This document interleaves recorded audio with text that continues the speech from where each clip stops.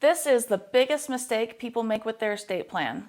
The biggest mistake is people don't fund the trust, and I'm sure you guys are getting sick of me hounding you on this, but I'm going to hound you some more. Funding the trust is the most integral, important part of your estate plan. That is that you went ahead and you did your estate plan. You either did it through me, you did it through an attorney, or whatever it is. You got it done. High five. Cool. Now you have a really nice paperweight. It doesn't function until you actually physically transfer those assets into the trust.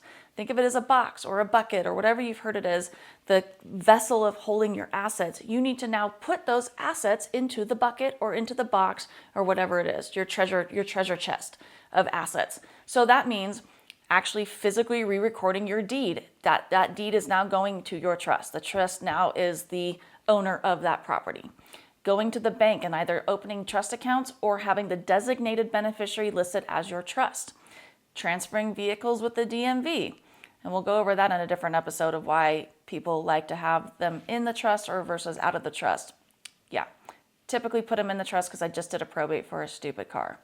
Also, your investments, 401ks, life insurance, having those designated beneficiaries listed as a trust, particularly if you have underage children or you need to have some parameters on that distribution. So if you have questions on how to fund the trust and transfer all of those assets into your treasure chest, let me know. Shoot me a DM if you have questions, or comment below if you've struggled with getting things transferred into the trust or you've done so yourself. And when you think of death, think of me.